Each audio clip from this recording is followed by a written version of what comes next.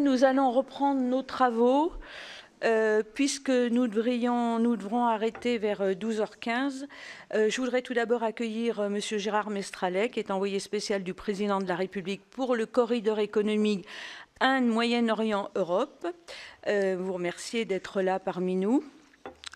Nous poursuivons donc avec cette audition. Donc, merci, monsieur, d'être venu nous présenter ce projet, les enjeux qu'il représente pour une région que je crois vous connaissez bien, puisque vous avez été pendant plus de 20 ans président-directeur général de GDF Suez, aujourd'hui Engie, pendant 5 ans également président exécutif de l'Agence française pour le développement d'Aloula en Arabie Saoudite.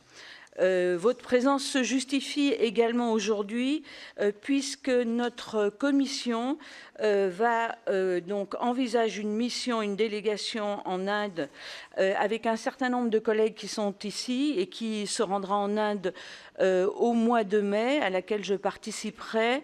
Je voudrais citer Marie-Arlette Carlotti, qui est questeur du Sénat, Hugues Saury, Didier Marie et Philippe Folliot.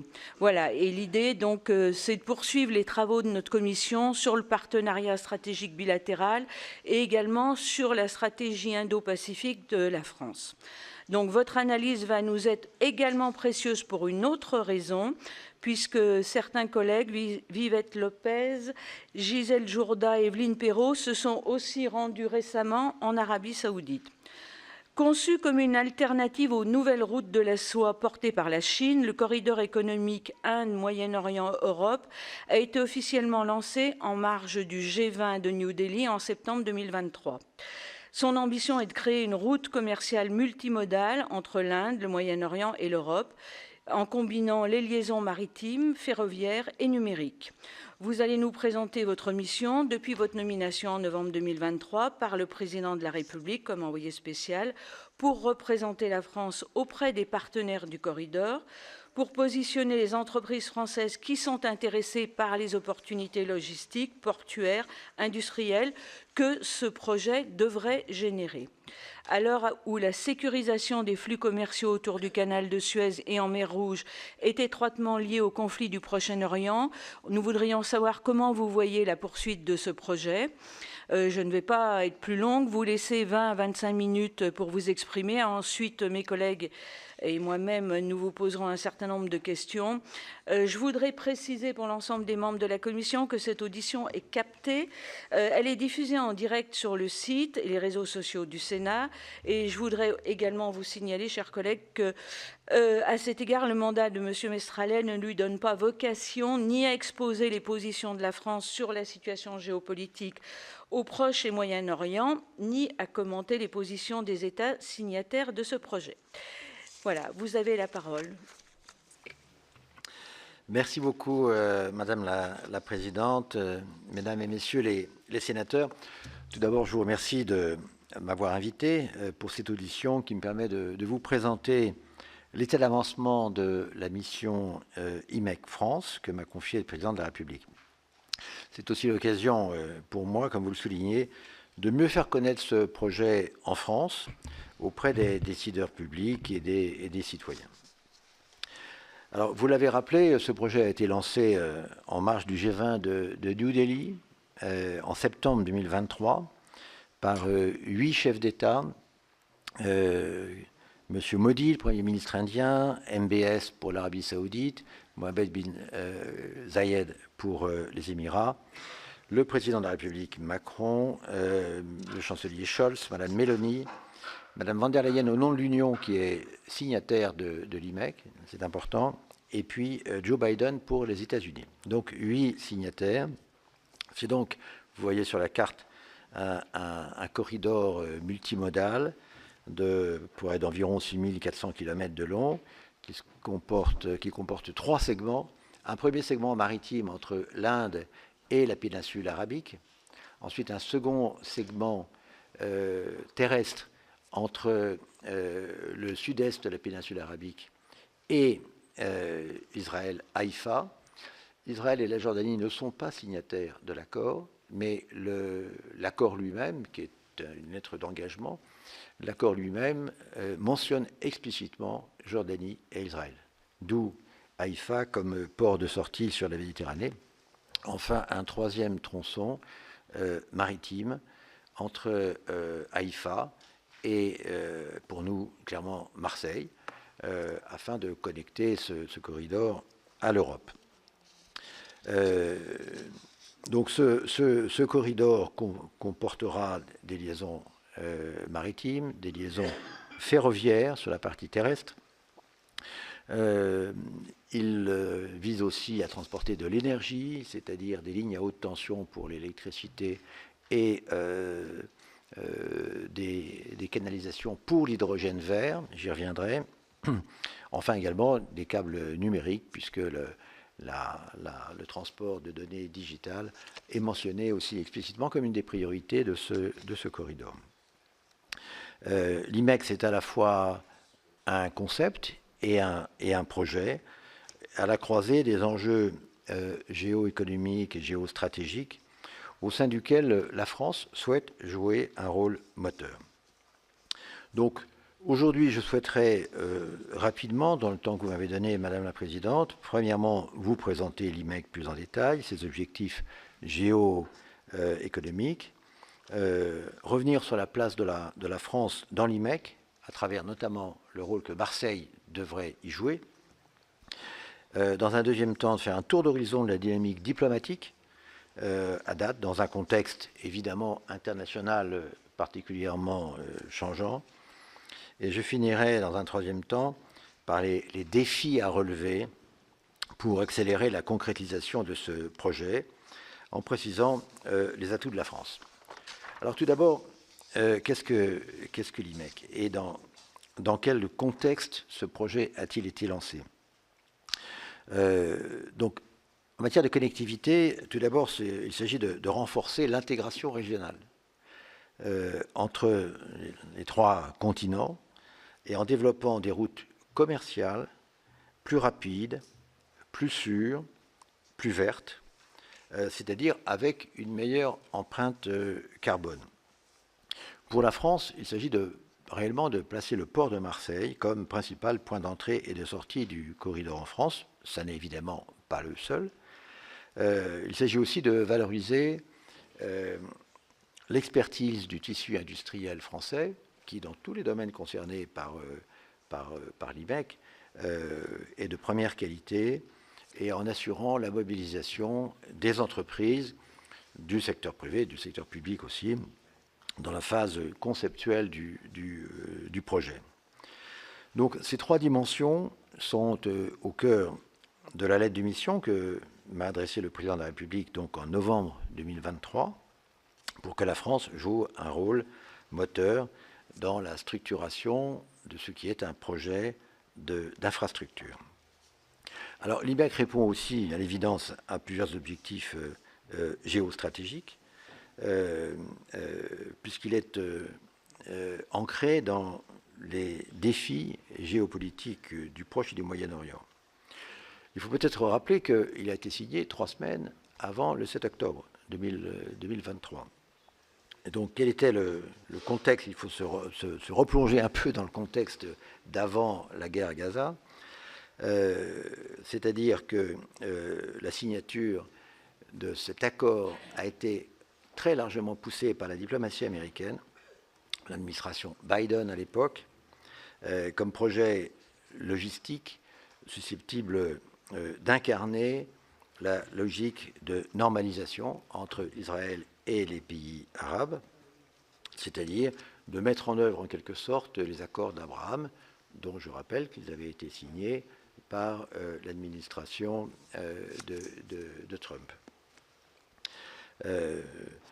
Pour illustrer l'engagement de l'Arabie saoudite sur ce projet, encore une fois, nous sommes là avant Gaza, le 7 octobre,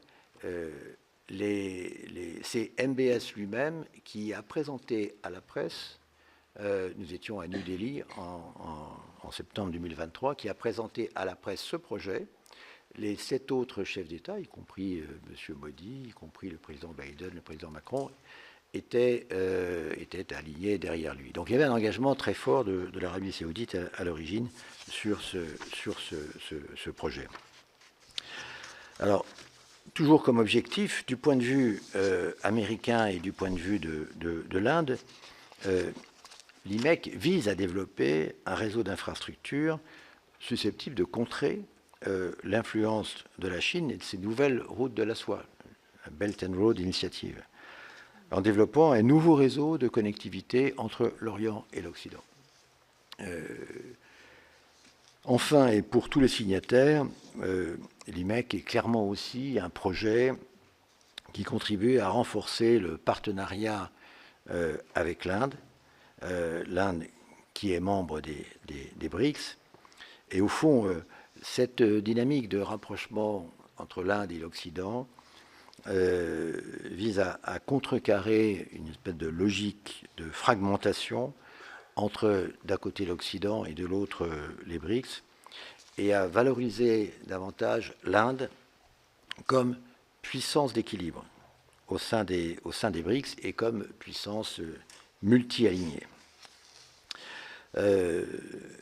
Alors, pour illustrer cette dynamique, je dirais que l'IMEC est devenu un axe structurant du partenariat stratégique franco-indien. Plusieurs illustrations. La visite d'État du président Emmanuel Macron en Inde en janvier 2024, il était l'invité d'honneur de la fête nationale, le Republic Day.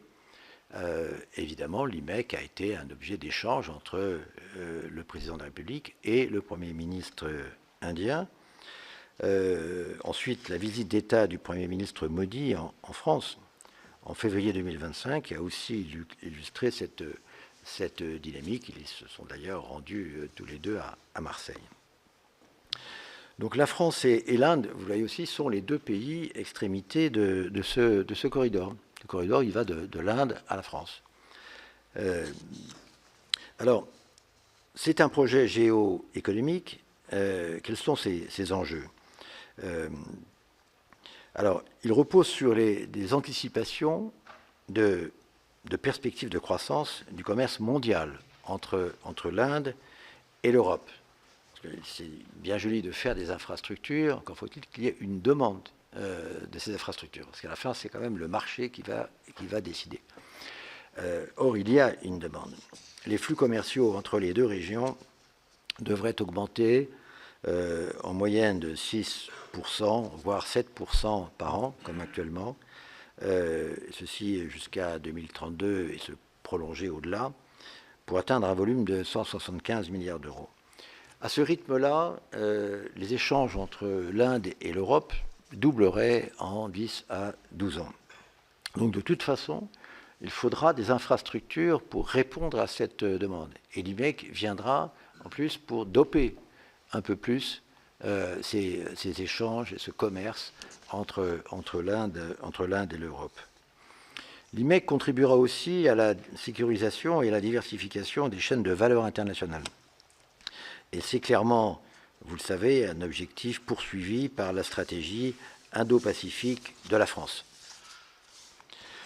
L'IMEC est aussi un corridor énergétique, puisque cette initiative va connecter des futures zones de production majeure d'hydrogène vert, que sont l'Inde, qui a d'immenses projets de production d'hydrogène vert, notamment dans le nord-ouest, à la frontière pakistanaise, le projet entre Total et Adani, et d'autre part le Moyen-Orient, évidemment, l'Arabie Saoudite, Oman, les Émirats, mais l'Égypte aussi d'ailleurs, ont de très grands projets de production d'hydrogène vert, favorisés par l'espace et le soleil, et le vent, et avec la volonté d'exporter de l'hydrogène vert.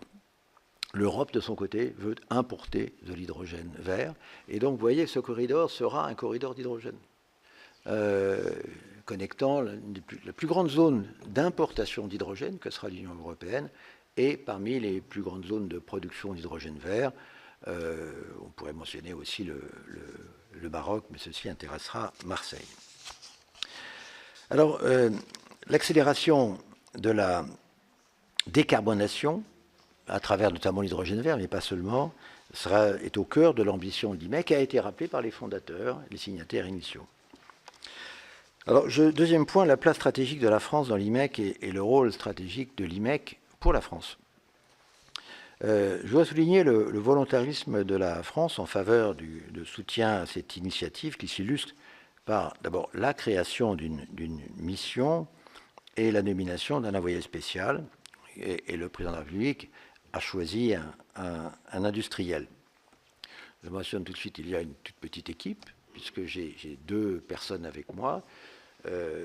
Ma conseillère diplomatique, Ambre Youm, qui connaît bien l'énergie, elle a passé 10 ans chez Total, puis après l'ENA, elle a choisi la diplomatie. Et j'ai également un militaire avec moi, qui est un capitaine de frégate, le capitaine Bizot, qui a été le commandant de l'Astrolabe, le navire ravitailleur des terres australes. Donc, vraiment une petite équipe de 3 personnes. Mais à ce jour, je suis le seul Sherpa nommé par un des chefs d'État. Il y a dans tous les pays un suivi à très haut niveau, évidemment, qu'ils soient les personnes en charge dans les différents pays sont soit des ministres en charge de l'énergie, ou en charge des investissements, ou des transports, ou par des conseillers directs des chefs d'État, mais ce sont des personnes qui ont évidemment beaucoup d'autres responsabilités. Donc l'identification des points de contact de haut niveau a constitué la première phase de travail des démarches diplomatiques que nous avons faites. Alors je rappelle que 3 semaines après l'accord, il y a eu le 7 octobre, puis la guerre à Gaza, et qu'évidemment certaines des priorités de ces États ont pu changer, et que donc j'ai été amené à faire du bilatéral multiple, puisque à ce jour, il n'y a pas d'organisation collective pour l'IMEC. Donc les missions diplomatiques pour engager le dialogue m'ont conduit à Bruxelles, à la Commission européenne, en mai de l'année dernière, aux Émirats 2 fois, en Arabie Saoudite 2 fois, aux États-Unis, juste une semaine après l'élection de Donald Trump en novembre, en Inde 3 fois. À chaque fois, l'agenda diplomatique combine entretien politique et visite d'infrastructures. Rencontre avec les dirigeants des secteurs économiques, par exemple l'association de Dubai Ports aux Émirats, ainsi que Abu Dhabi Ports, qui gère parmi les 2 plus grands ports du monde, ou encore Adani en Inde, qui gère le port de Mundra au nord. Ce qu'on entend aujourd'hui des ambassades montre que la reconnaissance du travail de fond et du leadership de la France comme pays le plus actif pour l'instant, depuis la signature du MOU est reconnue. Ces démarches nous permettent d'avoir une assez bonne compréhension de la vision de nos partenaires, et même si elle est intrinsèquement liée, évidemment, à l'évolution du contexte international. Bien entendu, dans toutes ces démarches, moi je m'appuie sur tout le réseau diplomatique, les services économiques, mais il est clair que cette initiative ne pourra pas être pilotée seule. Nous encourageons la structuration d'une gouvernance politique et technique de l'IMEC. Bon, ça pourrait être par exemple simplement au premier degré la nomination par chacun des chefs d'État d'un Sherpa, identique à ce que je représente, et nous pourrions entre Sherpas travailler, discuter et nous réunir. Nous travaillons donc aujourd'hui dans différents formats avec nos partenaires. Par exemple, vous savez qu'il existe un format de collaboration trilatérale entre la France, l'Inde et les Émirats, initiative diplomatique entre les ministères des Affaires étrangères de ces 3 pays, qui existe depuis 3-4 ans. Eh bien, désormais, l'IMEC figure à l'agenda de cette coopération trilatérale. Mais il est clair que dans de nombreux pays, l'IMEC est perçu comme un projet d'intérêt national. Et alors, c'est le cas de la France à l'égard de Marseille. Je voudrais en dire un petit mot, si vous me le permettez. L'IMEC, c'est le corridor qui permet de souligner la place de Marseille comme capitale de la connectivité en Europe. Le port de Marseille-Fos est en effet au cœur de notre stratégie, parce qu'il a vocation à devenir l'un des principaux points d'entrée et de sortie de l'IMEC en Europe et en Méditerranée, particulièrement face au port du Pirée en Grèce et de Trieste en Italie, qui sont, j'allais dire, les deux principaux concurrents. Alors, le port de Marseille, c'est un triple hub, comme on dit aujourd'hui, logistique, industriel, maritime et numérique. C'est un hub logistique qui est connecté à l'Europe et à l'Afrique du Nord. Il a une position exceptionnelle en Europe et sur la Méditerranée. C'est le point de passage de plusieurs corridors européens. Il fait partie de deux réseaux transeuropéens de transport. Il fait aussi partie du réseau H2Med, avec la liaison Barcelone-Marseille d'hydrogène. C'est un projet qui a été signé par les 4 chefs d'État, dont l'Union européenne, qui n'est pas encore réalisé, mais qui arrive à Marseille. C'est aussi un hub numérique. Alors ça se sait moins, parce que les câbles digitaux sont plus discrets, mais c'est le 6e hub numérique mondial, grâce à sa situation géographique au carrefour des 3 continents, et les câbles qui viennent d'Asie souvent passent par la Méditerranée et remontent en Europe à travers Marseille. Et la ville sera reliée d'ici 2027 à 54 pays via 16 réseaux de câbles sous-marins, et 6 câbles nouveaux vont être mis en service entre 2025 et 2027. C'est aussi un hub énergétique. Alors ça l'est depuis longtemps pour la France, parce que c'est à Marseille, Fos, qu'arrive le gaz algérien initialement, et d'autres gaz. Il y a 2 terminaux méthaniers à Marseille-Fos. Mais il a de grandes ambitions dans la filière hydrogène vert, notamment au travers du projet de hub hydrogène Euro-Méditerranée Marseille-Fos, puisque une partie de l'hydrogène vert qui sera produit en Inde ou dans les Émirats sera transporté sous forme d'ammoniac par bateau, et Marseille se présente comme un port avec des stockages, et également des projets de cracking de l'ammoniac pour reséparer l'azote et l'hydrogène. Mais il sera aussi le point de destination de l'hydrogène vert venant du Maroc. Donc ça, c'est important. Le président m'avait donné également une mission sur l'énergie au Maroc.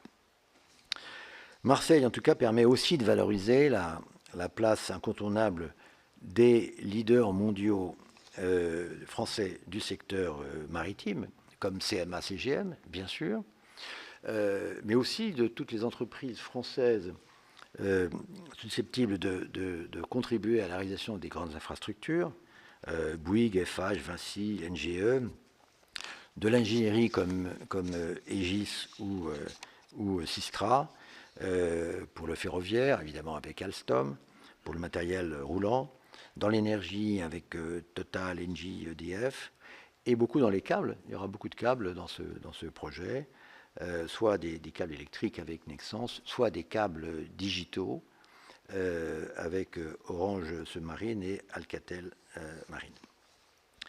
Voilà, donc vous voyez, tous ces points d'interconnexion font l'objet déjà d'une forte concurrence intra-européenne, et donc nos efforts portent sur la valorisation du potentiel de développement de Marseille et de son hinterland, mais aussi sur la mise en œuvre d'une stratégie internationale opérante pour assurer la phase de démarrage du projet. Troisième point, et je terminerai par cela, l'IMEC vu de l'international. Bon, c'est évidemment un projet de long terme, comme tous les grands projets d'infrastructure. C'est un projet de long terme.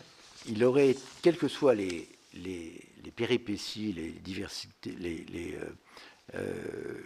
complexités de la situation internationale, notamment au Moyen-Orient, le projet serait, s'il n'y avait pas ces complications, dans une phase d'avant-projet et d'études, au moins pour les 2 ou 3 premières années suivant la signature du MOU. Alors, quels sont les pays impliqués? Les pays impliqués, au-delà des 8 signataires, il faut regarder cette carte. Et il y a bien 8 signataires, mais près de à mon avis, 15 pays directement ou indirectement concernés par ce corridor aujourd'hui. Il y a les pays sur le tracé qui sont non signataires mais parties prenantes. Il y a la Jordanie, Israël, mais aussi la Grèce et Oman. Oman qui présente l'avantage d'avoir une grande côte sur l'océan Indien, accessible sans nécessiter soit le passage au détroit d'Ormuz vers le Golfe au nord, soit au sud le passage de Bab al-Mandab pour accéder à la mer Rouge. Et c'est là que se trouvent les Houthis actuellement. Donc Oman, mais aussi des pays intéressés et concernés comme l'Égypte et Chypre. Donc la question, à un moment donné, quand il y aura une gouvernance, de l'élargissement, je dirais, de l'alliance à quelques autres pays se posera. Et ce sera l'une des premières questions à se poser lorsqu'il y aura enfin une réunion des signataires initiaux. Je prends l'exemple de l'Égypte. Ce projet n'a pas été conçu comme un projet de contournement du canal de Suez. L'Égypte, au début, s'en est un peu offusqué. D'abord, le trafic du canal de Suez avait été très sérieusement impacté par les Houthis, puisqu'il était divisé par deux. Or, c'est la principale source de revenus de l'État égyptien. Et puis, ce projet, clairement, bypass, si je vous permettez, le canal de Suez. Ce n'était pas l'objectif en soi, comme je l'ai rappelé. Et donc, nous sommes allés voir les Égyptiens pour leur dire deux choses. Premièrement, c'est que si les échanges entre l'Inde et l'Europe doublent dans les 10 ans, le trafic du canal de Suez va augmenter. Il ne va pas être diminué. Ces échanges vont être même stimulés par l'IMEC. C'est la première chose. Et il y a une très grande différence de capacité entre la capacité d'un canal, comme le canal de Suez, qui a une capacité considérable, et puis une ligne de chemin de fer, dont la capacité sera forcément plus limitée. Premièrement. Deuxièmement, il est sage d'envisager des schémas, je dirais, alternatifs au schéma AIFA, parce qu'après coup, il peut y avoir un accident de parcours technique sur le tracé. Et donc, très vite, l'Égypte peut apparaître comme offrant une bonne solution à travers une liaison qui partirait du nord de l'Arabie saoudite vers l'ouest et déboucherait sur la Méditerranée par soit Alexandrie, soit Port Saïd, soit Damiette. Et d'ailleurs, les autorités égyptiennes nous avaient invités à regarder ce qui se passait, ce que les énormes efforts d'infrastructure faits par l'Égypte, d'ailleurs sur le port d'Alexandrie, mais aussi en Égypte, et notamment le long du canal de Suez, dans la zone économique du canal de Suez, qui est en train de se moderniser à très grande vitesse. Donc le tracé de l'IMEC pourrait comporter plusieurs routes, finalement, qui participeront à la logique de diversification et de sécurisation. Au fond, plus il y a d'alternatives, plus il y a de sécurité. C'est très simple. Sécurisation des chaînes d'approvisionnement européennes, et en particulier pour les segments maritimes. En matière de sécurité, j'ajoute d'ailleurs que l'IMEC pourra bénéficier du savoir-faire de l'armée française, sa connaissance de la zone. Nous avons pris des contacts à cet égard, et d'ailleurs, l'un de mes deux adjoints est lui-même un marin, et donc particulièrement au travers de l'appui de la marine française dans les domaines du transport maritime et des câbles sous-marins. Alors, où en est l'initiative et comment a-t-elle perçue? Tour d'horizon extrêmement rapide de la dynamique diplomatique. Alors, pour l'Arabie saoudite, l'IMEC s'inscrit clairement dans le projet Vision 2030, visant à faire du Royaume un hub logistique mondial. La volonté de développer des projets de connectivité structurants avec l'Europe, priorité donnée à la vision de l'IMEC définie par le secteur privé ou les entreprises, contact que nous avons eu avec le ministre de l'Énergie le montre. Et enfin, le pays lui-même a un rôle crucial car pour assurer l'effectivité du tracé, les investissements en infrastructures terrestres sur le territoire de l'Arabie saoudite doivent être lancés ou en tout cas complétés. Pour les Émirats arabes unis, l'IMEC, c'est presque déjà une réalité, puisque la liaison maritime entre l'Inde et les Émirats est extrêmement active. Les investissements dans les développements des infrastructures portuaires sont pilotés par des acteurs privés, enfin, à la mode émirati, c'est-à-dire le port de Dubaï et le port de Jebel Ali à Dubaï, et le fonds ADQ, qui est le fonds souverain. Entre ces deux pays, entre l'Inde et les Émirats, il y a ce qu'on appelle le Virtual Trade Corridor, qui permet de dématérialiser et de fluidifier l'ensemble des démarches administratives. Et ce corridor est opérationnel, corridor virtuel, opérationnel depuis fin 2024. C'est donc un peu un modèle, parce qu'évidemment, il sera utile, il sera indispensable qu'il n'y ait pas à chaque frontière traversée des blocages administratifs. En Europe, l'IMEC, pour l'Union européenne, s'inscrit dans la stratégie de connectivité du Global Gateway et qui pourrait être labellisé dans quelques années. L'Italie et la Grèce sont les deux pays qui font le plus de déclarations au sujet de l'IMEC. En Inde, l'opérationnalisation de l'IMEC s'inscrit dans le cadre de la stratégie maritime nationale à l'horizon 2030, qui prévoit le développement des infrastructures portuaires. Aujourd'hui, il y a deux ports très importants qui sont les ports de Mumbai, évidemment, et de Mundra au nord. Mais le gouvernement développe le port de Vadhavan en eau profonde, qui a été identifié, annoncé comme le principal port indien de l'IMEC. Et l'Inde y investit 9 milliards de dollars dans le développement de ce port. Pour ce qui concerne les États-Unis, évidemment, il y a eu un changement d'administration. Ce que l'on comprend aujourd'hui, on pourrait y revenir si vous voulez, des contacts pris notamment par notre poste, c'est que l'administration de M. Trump soutient l'IMEC. C'est d'ailleurs ce qui a été annoncé après l'entretien qu'il a eu avec le Premier ministre indien, qui est allé aux États-Unis, à Washington, juste après sa visite en France, premièrement, et que deuxièmement, il s'intéresse à l'IMEC dans le cadre de la perspective de normalisation à venir, ultérieure, entre Israël et les pays arabes. Alors, rapidement, et j'en termine par ça, les principaux défis avant toute concrétisation. Il faut une gouvernance collective. Il sera important d'avoir un leadership politique à partager entre les États-Unis, l'Inde, évidemment. L'Arabie saoudite est clé. Elle l'était avant, elle doit le redevenir. Et puis, bien entendu, la France. Il y aura des études de faisabilité à faire, je le disais. Les tracés ne sont pas fixés. On ne sait pas quel niveau d'investissement il faut faire en Inde, sur la péninsule arabique ou à Marseille. Il y a des investissements de bateaux, il y a des investissements de portuaires, des investissements de câbles. Tout ça est à étudier avec soin, mais il faut une collectivité. L'Union européenne est prête à financer une partie de ces études. La Banque mondiale est prête à en réaliser un certain nombre, mais voilà, il faut les décider de façon collective.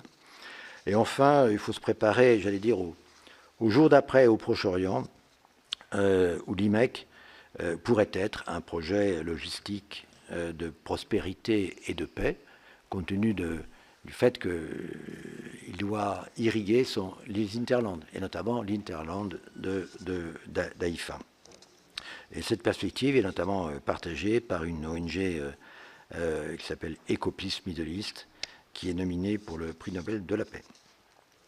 Donc voilà, la France a un certain nombre d'atouts, il faut les valoriser. La France a pris un peu d'avance. Son savoir-faire industriel est clair, même si elle a une position un peu excentrée, je dirais, mais son savoir-faire industriel est très important. Et elle a une expérience de partenariat public-privé qui pourrait évidemment s'appliquer dans ce projet. Donc, Ma mission consiste à articuler ce riche potentiel national et à contribuer à accélérer la structuration de l'IMEC avec nos partenaires. Et je crois vraiment que l'IMEC est un projet majeur de connectivité pour le XXIe siècle. Voilà, merci Madame la Présidente. Merci beaucoup, monsieur. Peut-être juste un mot avant de donner la parole aux collègues qui se sont inscrits. Donc, on voit qu'on n'en est encore pas au pré-projet et aux études de faisabilité, donc on a encore du chemin devant nous. À quel terme vous situez la réalisation de ce projet? Alors, je crois qu'il n'y aura pas un terme complet. C'est-à-dire que, vous voyez, la nature de ce projet est assez multiple. Ce n'est pas comme un pont. Un pont, un jour, il est ouvert, la veille, il est fermé. Là, il y a déjà des investissements qui s'opèrent dans le cadre de l'IMEC, par exemple en Inde, d'ailleurs.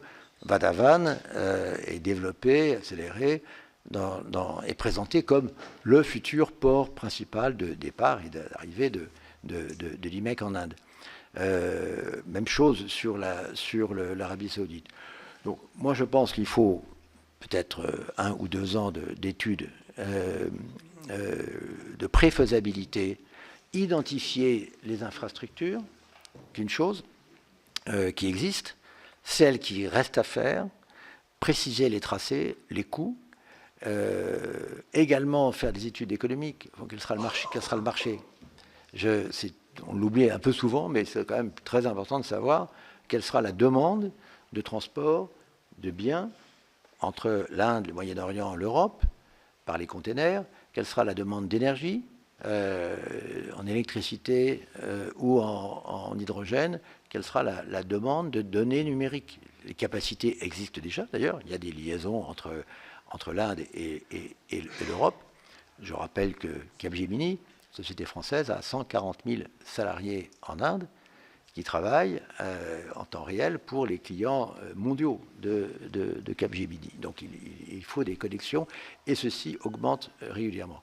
Donc il n'y a pas de calendrier précis. Je dirais que, si vous me permettez, c'est vraiment l'un des plus grands projets d'infrastructure au monde.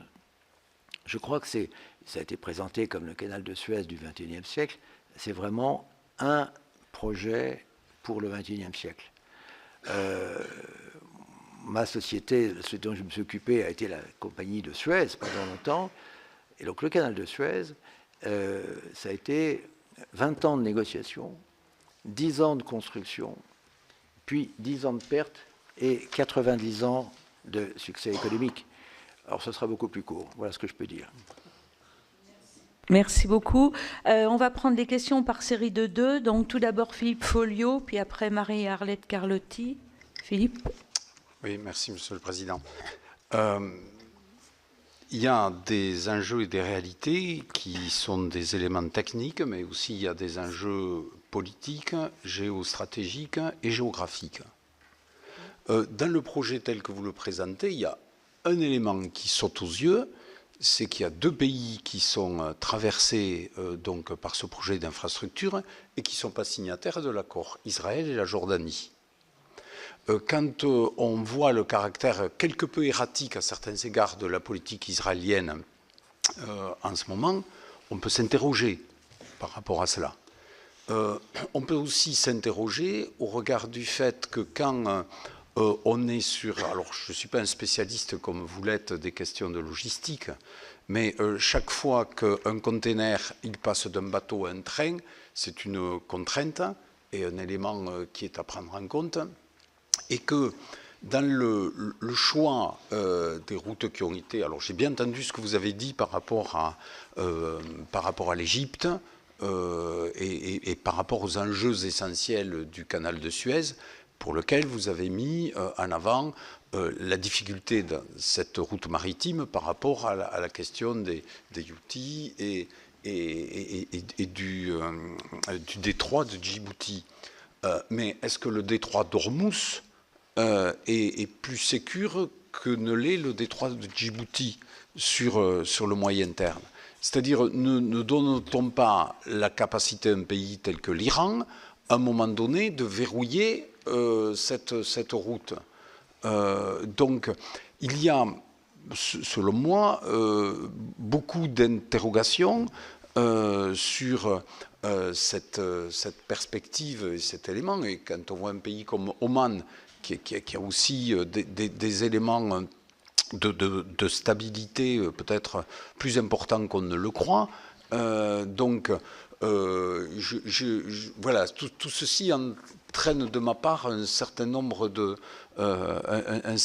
d'interrogations au-delà de l'aspect politique qu'on a bien saisi et bien compris, mais après il va y avoir ces réalités qui vont s'imposer à nous, et donc voilà, moi je voulais vous faire part de mes interrogations par rapport à ça.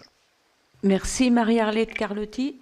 Merci Madame la Présidente. Monsieur, merci beaucoup de la présentation de ce projet fortement ambitieux et qui est effectivement une véritable opportunité stratégique pour la France et pour l'Europe. Vous disiez tout à l'heure que c'était parmi les 8 signataires, seule la France a désigné son représentant spécial. Comment l'expliquez-vous? Est-ce que c'est parce que c'est du retard au regard de la situation géopolitique? Est-ce que vous n'êtes pas d'accord totalement en ce moment, où vous n'avez pas assez travaillé sur la gouvernance collective dont vous appeliez de vos voeux tout à l'heure? Voilà, est-ce que ça ne va pas ralentir le projet? Et comme nous allons aller en Inde, en mission, d'après vous, quel message on pourrait porter sur ce projet d'une manière générale? Ensuite, je voulais vous dire que cet enjeu stratégique pour la France, il est important, mais il est aussi important pour ma ville, Marseille, puisque le corridor qui va relier l'Inde à l'Europe passera par Marseille. En fait, plus exactement, il part de Marseille et il revient à Marseille. J'allais presque vous en remercier, mais comment pouvait-il en être autrement? En tout cas, pour le port de Marseille-Fos, qui ambitionne, vous l'avez précisé tout à l'heure, de devenir un des principaux hubs de ce corridor, il y a déjà des choses positives qui se sont créées, puisqu'il y a un partenariat stratégique qui a été signé entre l'autorité portuaire saoudienne et le port de Marseille. Est-ce qu'il y en a d'autres en cours? Est-ce qu'il y a un travail qui se fait sur ce point? Et dernière question, pouvez-vous préciser les actions que vous allez mener, que vous avez peut-être commencé à mener, pour impliquer davantage les entreprises françaises, pour les informer, voire pour les accompagner? Je pense en particulier aux PME, parce qu'elles ont beaucoup plus de difficultés que CMA, CGM, par exemple, pour accéder aux marchés internationaux. Merci. Merci, monsieur le sénateur, madame la sénatrice. Alors, sénateur Folliot, vous avez parfaitement raison. Ce projet est multiple. La sécurité des transports sera l'une des clés des corridors du XXIe siècle. Alors, vous avez raison. Aujourd'hui, le tracé de base, puisque ça a été mentionné, les deux pays, Jordanie et Israël, mentionné dans l'accord initial, passe par Haïfa, donc dans une des régions les plus troublées du monde actuellement. Si on regarde la question de la sécurité, nous espérons tous qu'un jour la paix reviendra dans cette région, et donc Haïfa sera une des portes de sortie. Mais je dirais, il est à la fois sage et nécessaire d'envisager des alternatives, même dans cette hypothèse. C'est pour ça que l'Égypte et ses ports méditerranéens, les 3 ports que je mentionnais, Alexandrie, Port Saïd et Damiette, peuvent représenter, mais surtout Alexandrie, qui est le plus important d'entre eux, peuvent représenter une sortie possible sur la Méditerranée. Par ailleurs, le tracé n'est pas défini sur la partie sud-est de la péninsule arabique. Alors évidemment, il se trouve qu'il y a 2 des plus grands ports du monde qui sont sur le Golfe, vous avez raison, donc il faut passer par le détroit d'Ormuz pour y accéder, c'est-à-dire le port de Jebel Ali à Dubaï et le port de Khalifa à Abu Dhabi. L'Arabie saoudite mentionne aussi le fait qu'il y a un peu plus haut le port de Dammam, qui est l'un des grands ports industriels de la partie est de l'Arabie saoudite, toujours sur le Golfe. Aujourd'hui, les bateaux traversent, je dirais, sans problème le détroit d'Ormuz, mais on sait que ça n'a pas toujours été le cas, et on n'est pas sûr que ça soit toujours le cas. C'est pour ça que une alternative positive peut aussi être représentée par deux options qui sont directement sur la côte, sur l'océan Indien, mais qui ne nécessitent pas, quand on vient d'Inde, qui ne nécessitent pas de passer l'étroit d'Ormuz. Il y a un port émirati qui s'appelle le Fujairah et un port sur la côte d'Oman qui s'appelle Sohar. Et c'est d'ailleurs deux villes importantes, des ports importants, sur lesquels d'ailleurs le groupe Engie, dont à l'époque je m'occupais, nous avons construit sur place des centrales électriques et du dessalement d'eau de mer. Donc je pense utile que Oman, et Oman est intéressé, d'ailleurs nous avons eu des premiers contacts, est intéressé à participer à la réflexion sur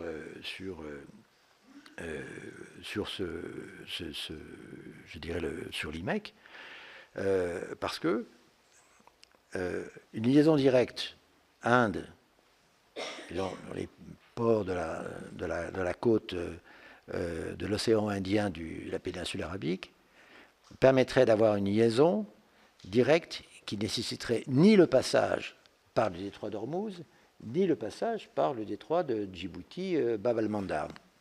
Donc, aussi bien, je dirais, les velléités de l'Iran d'un côté ou des Houthis de l'autre seraient neutralisées.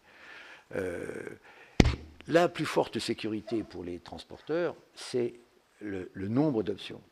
C'est le nombre d'options. S'il n'y a qu'une seule option, et on le voit bien aujourd'hui qu'il n'y avait que le canal de Suez. Le canal de Suez, c'est un risque. Mais le canal de Suez, c'est le plus formidable investissement, c'est la plus formidable infrastructure de transport qui ait jamais été réalisée. Ça faire des économies considérables et à accélérer le commerce mondial. Et l'IMEC pourra contribuer à donner, par son existence même étant alternative, évidemment, ça abaisse, je dirais, les inconvénients d'un blocage du canal de Suez. Et donc, d'une certaine façon, ça sécurise le canal de Suez. Voilà ce que je voulais dire sur le premier point. Madame Carlotti, alors effectivement, pourquoi il n'y a pas eu d'autre pays qui ait désigné d'envoyé spécial ou de Sherpa? D'abord, ils n'ont pas tous ce même réflexe. L'idée de nommer un monsieur IMEC en France, on aime ça, c'est une tradition. Dans certains pays, on considère qu'il est normal que ce soit suivi directement par tel ministre. Voilà. Alors, la seule chose, c'est que les ministres sont très occupés et ont moins de temps qu'un Sherpa qui peut y consacrer l'essentiel de son temps. Mais il est vrai, alors, il ne faut pas se cacher la réalité. Le 7 octobre et la guerre à Gaza ont inversé les priorités. Je suis absolument certain que les choses auraient été plus vite s'il n'y avait pas eu cette guerre. Aujourd'hui, c'est la priorité de mettre en place cette gouvernance. C'est la priorité si on veut avancer. Et je le disais, il faut que...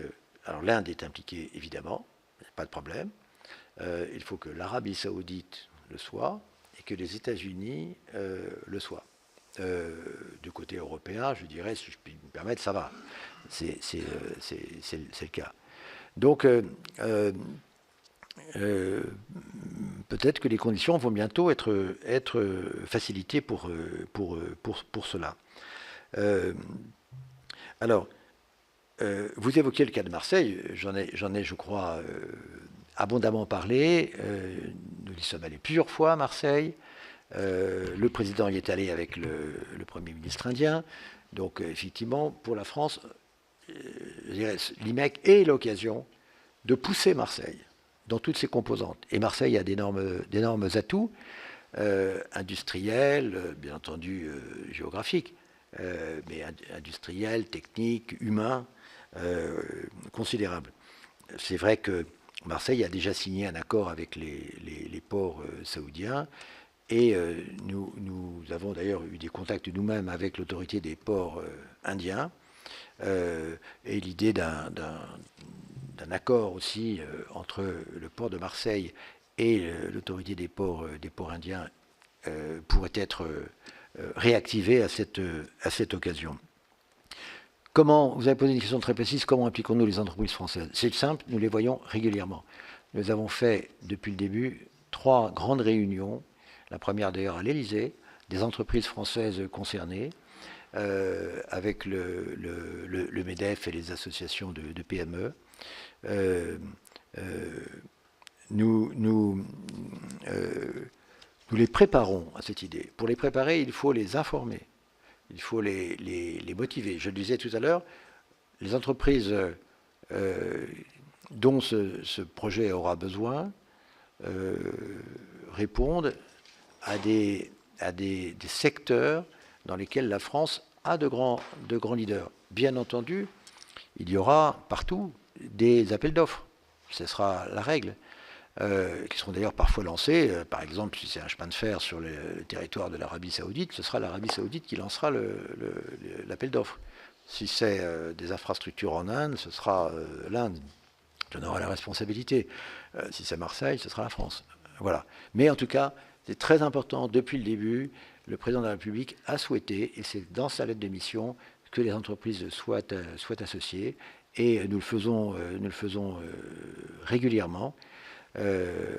Par ces rencontres, et nous ferons bientôt d'ailleurs une lettre d'information des entreprises, celles qui auront exprimé le souhait d'être informées. Merci beaucoup. On passe à une deuxième série de questions. Didier Marie et après Michel Gréaume.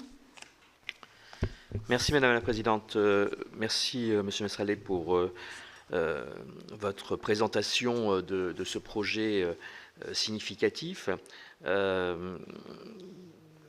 J'irai dans le sens de ce qu'ont dit mes collègues précédemment pour vous faire part de quelques interrogations.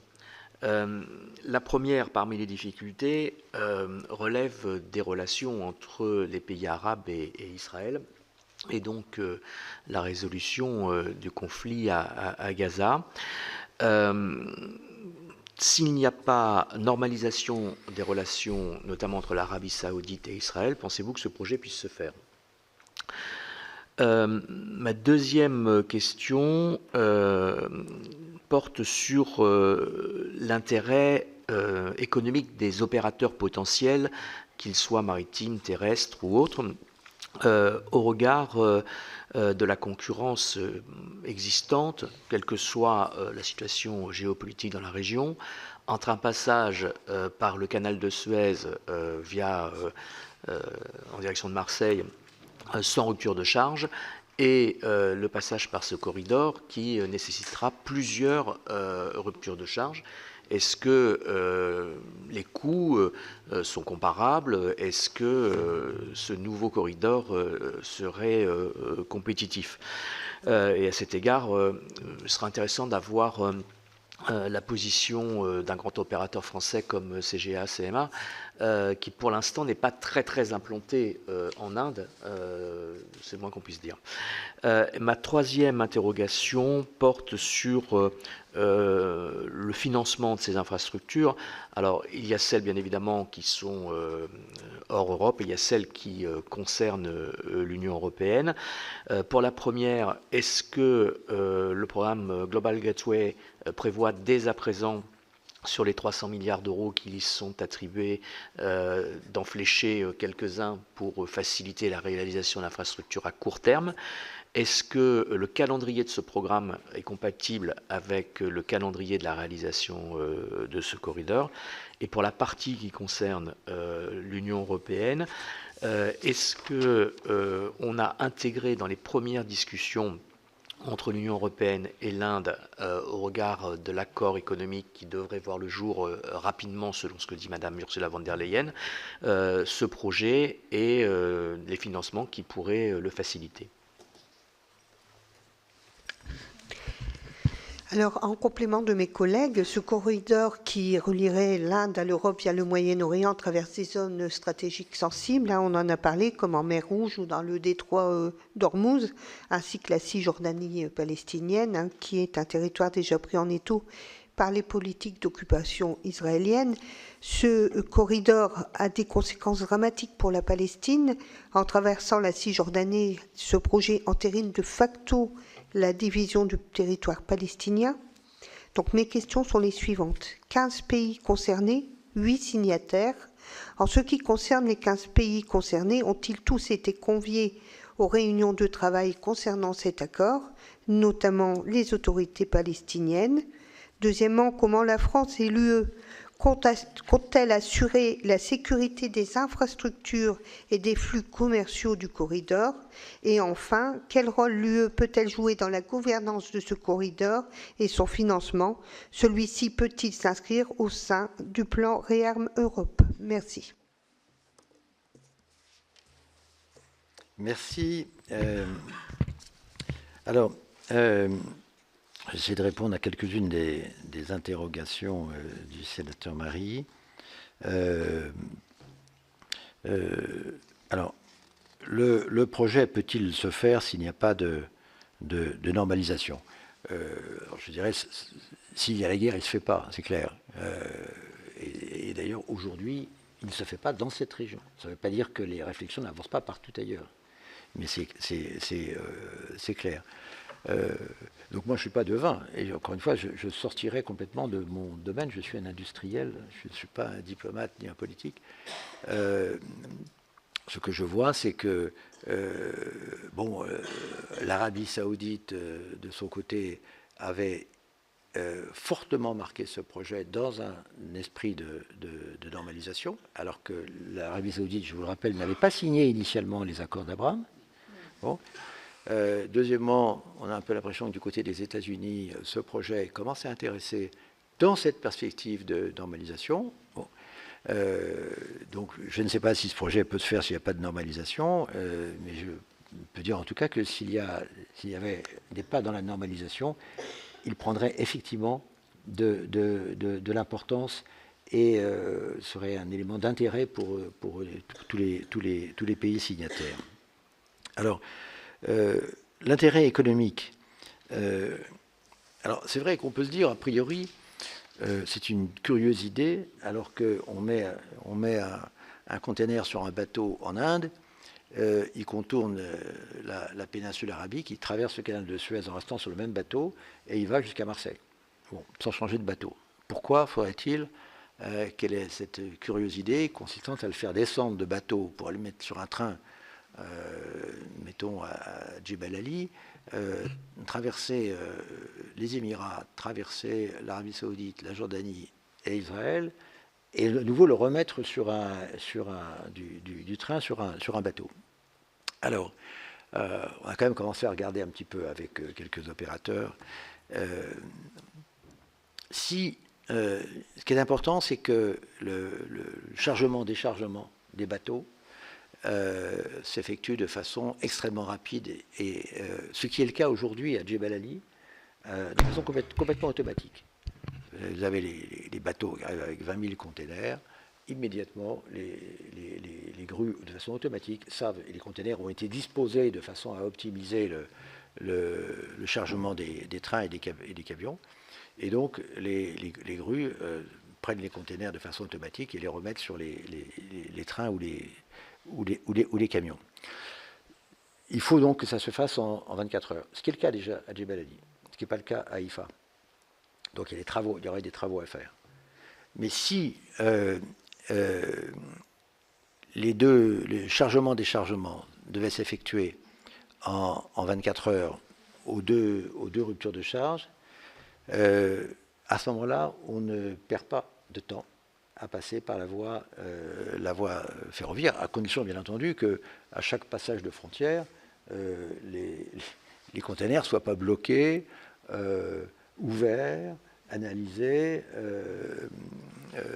dédouanés, etc. Donc il faut qu'il y ait une espèce de corridor virtuel, exactement comme ce qui se passe aujourd'hui entre l'Inde et les Émirats. Alors ça, c'est dans l'hypothèse où les trains roulent à la vitesse normale des trains de marchandises, c'est-à-dire à peu près 40 km/h, à peu près partout dans le monde, 40-50, pas plus, ce qui est le cas en Europe ou aux États-Unis. Si aujourd'hui Alstom conçoit des trains de marchandises qui peuvent aller jusqu'à 90 ou 100 à l'heure, ça suppose évidemment des voies adaptées.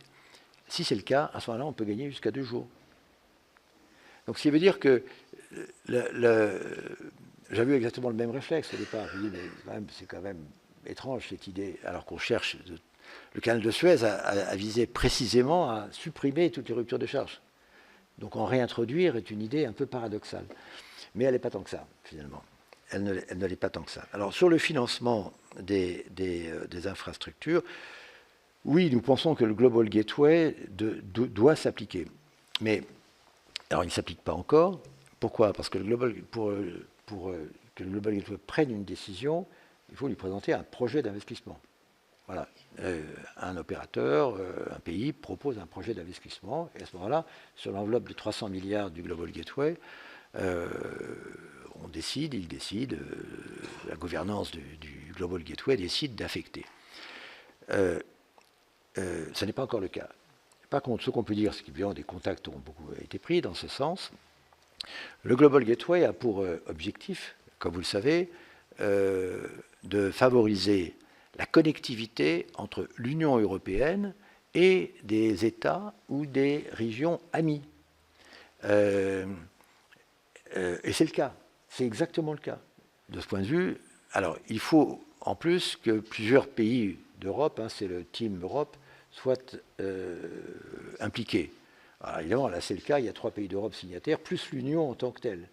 Donc on peut dire d'une certaine façon que l'IMEC coche toutes les cases du Global Gateway. Et donc l'idée pourrait être que l'IMEC soit même le flagship project du Global Gateway. Ce n'est pas tout de suite, ça prendra un petit peu de temps, il faut structurer l'IMEC, que ça devienne un projet et non plus un concept. Mais là je suis très confiant. En tout cas, nous avons tous les atouts pour plaider en ce sens.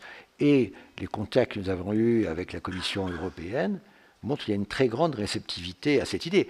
Et on peut même dire, d'ailleurs, que le Global Gateway a besoin de projets phares. Pour l'instant, il y a pas mal de projets, mais qui sont un peu des projets de dimension moyenne. Il faut un grand projet pour je dirais, donner un visage au Global Gateway. Et à mon avis, l'IMEC pourrait être cela. Madame, pour répondre à votre question, les 15 pays, pour l'instant, ne sont pas encore conviés. Ils ne pourraient l'être, en vérité, que par les 8 initiaux. Les 8 ont signé un accord, il faut qu'ils se réunissent, et qu'ensuite, cette gouvernance collective décide d'inviter d'autres pays. Alors, il y en a un qui, indépendamment des 2 qui sont mentionnés dans l'accord initial, l'Égypte. L'Égypte fait partie des pays qui, évidemment, manifestent l'intention d'être partie prenante dans l'IMEC. Et c'est légitime. C'est complètement légitime. Je pense que ce sujet sera abordé la semaine prochaine quand le président de la République se rendra en Égypte. Sans parler de la gouvernance très compliquée du Moyen-Orient, je dirais une chose. L'IMEC a vocation à être un corridor qui n'est pas simplement une ligne de chemin de fer et des tuyaux qu'on regarde passer. Il a pour objectif d'irriguer en prospérité, en activité, en emploi, toutes les zones traversées. Et en vérité, l'Interland d'Haïfa, c'est Israël, la Palestine, la Jordanie, le Sud-Liban. Et l'idée d'ailleurs de l'ONG Ecopis que je mentionnais tout à l'heure, c'est bien effectivement qu'ils travaillent d'ailleurs avec des Palestiniens, des Jordaniens, des Israéliens, c'est de penser ce projet comme un projet de paix, le projet du jour d'après. Voilà. Et il en a les moyens. Bien sûr, les conditions ne sont pas réunies aujourd'hui, c'est clair. Les conditions ne sont pas du tout réunies. Mais si un jour elles étaient réunies pour que les pays qui aujourd'hui discutent de l'avenir, discutent de création d'activités, d'emplois, de prospérité, l'IMEC peut être l'un de ces projets. En tout cas, peut-être ce projet. Vous me questionnez sur le rôle de l'Union européenne. L'Union européenne est signataire de l'IMEC. Elle a un rôle pour développer les liens entre l'Union européenne en tant que telle et le Moyen-Orient, ainsi que l'Inde d'ailleurs.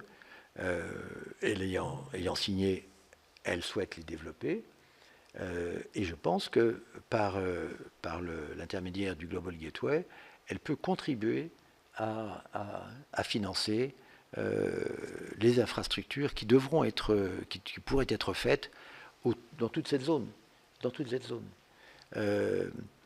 Il y a d'ailleurs dans tous les pays, la plupart des pays qui sont sur le chemin, tous les pays signataires sont des pays relativement prospères.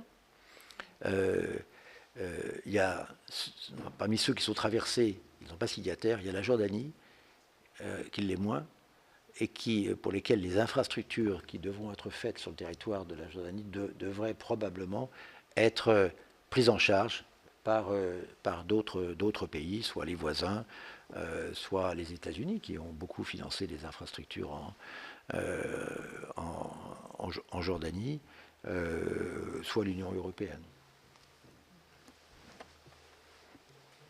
Merci beaucoup. Je prends les 2 dernières questions très courtes, mes chers collègues, et si on peut aussi avoir des réponses courtes. Alain Casabonne et Gisèle Jourda après. La mienne va être très courte. Je trouve que c'est un très très beau projet. D'abord parce qu'il concerne l'hydrogène et que je suis un fan de l'hydrogène. Je trouve d'ailleurs que l'Europe a raté une étape, au lieu de s'acharner sur le véhicule électrique et autres, là dû franchir directement l'étape hydrogène. J'ai eu l'occasion d'essayer les véhicules hydrogène, merveilleux. Bon, je referme la parenthèse. Mais j'avais vu le projet au Maroc d'un oléoduc qui allait en Espagne, Marseille, mais qui voulait remonter jusqu'en Allemagne. Alors, pareil, il est à l'état de préparation, mais est-ce qu'il y a une concurrence quelque part, ou est-ce que là, on s'arrêterait à Marseille sans prolongement sur les autres pays d'Europe, notamment l'Allemagne?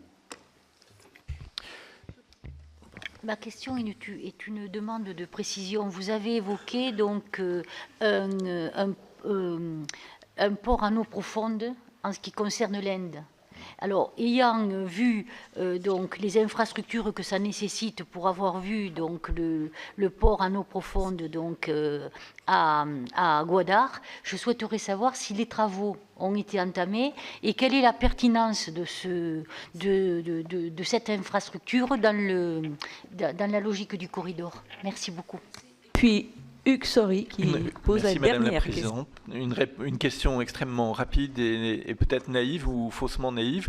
Vous avez dit qu'il y avait, me semble-t-il, la nécessité d'un leadership politique entre l'Inde et les États-Unis, à l'heure où notamment les États-Unis ont décidé de ne plus contribuer à l'OMC. Est-ce que vous pouvez nous expliquer ce rôle majeur des États-Unis dans ce projet? Je vous remercie.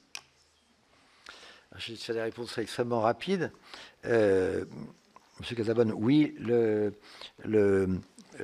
l'hydrogène venant du Maroc, comme d'ailleurs l'hydrogène venant de l'Inde ou d'Arabie Saoudite par bateau, devrait arriver à Marseille. Et à partir de Marseille, GRT Gaz conçoit aujourd'hui des travaux pour faire remonter cet hydrogène vers le nord de l'Europe. Et ça, c'est très important. Vous évoquiez donc le Maroc. Il y a notamment, c'est un peu la deuxième mission que le président m'a donnée. Donc, il y a un accord qui a été signé entre la France et le Maroc dans le domaine de l'énergie, notamment dans le domaine de l'hydrogène, mais aussi de l'électricité. Et le Maroc, à la différence des autres pays, est le seul, par sa proximité relative, à pouvoir connecter Marseille par un tuyau. Parce que dans tous les autres projets, que ce soit le Moyen-Orient et l'Inde, vous le voyez sur la carte, si on veut produire de l'hydrogène dans ces pays, ils en produiront énormément.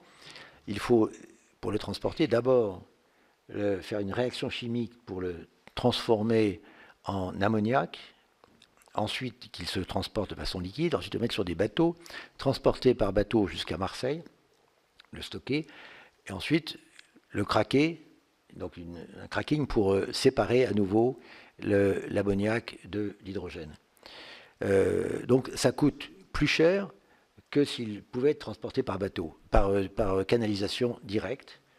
Ce sera le cas par le Maroc lorsqu'il y aura cette canalisation qui ira jusqu'à Gibraltar, traversant l'Espagne jusqu'à Barcelone. Ensuite, la liaison Barcelone-Marseille, c'est-à-dire H2Med, qui a fait l'objet d'un accord signé à Valence entre le président Macron, le Premier ministre espagnol, le président portugais et Madame von der Leyen. Donc H2Med, il y a déjà un accord international. Il n'est pas fait, mais il y a un accord international. Et ensuite, à partir de Marseille, vous voyez, c'est extraordinaire convergence des flux. Donc ça, c'est un atout majeur pour Marseille, l'hydrogène. GRTgaz va faire remonter cet hydrogène par des canalisations dans la vallée du Rhône jusqu'au nord de l'Europe. Voilà. Alors, sur le port de Vadavan, il y a 9 milliards de dollars. Il est en construction, donc c'est déjà parti. C'est un port en eau profonde. C'est un nouveau port et CMA CGM s'y intéresse beaucoup. Donc ils seront présents, probablement en ayant, je dirais, un quai, un terminal, quelque chose. Donc il y a 3 ports qui seront concernés en Inde et c'est normal d'ailleurs qu'il n'y en ait pas qu'un seul, parce que c'est un continent à soi seul, et donc s'il y a des marchandises qui sont produites dans le sud et qui doivent être exportées vers l'Europe, il sera plus facile de les exporter par Mumbai ou Vadavan plutôt que par Mundra. Mais c'est une réalité.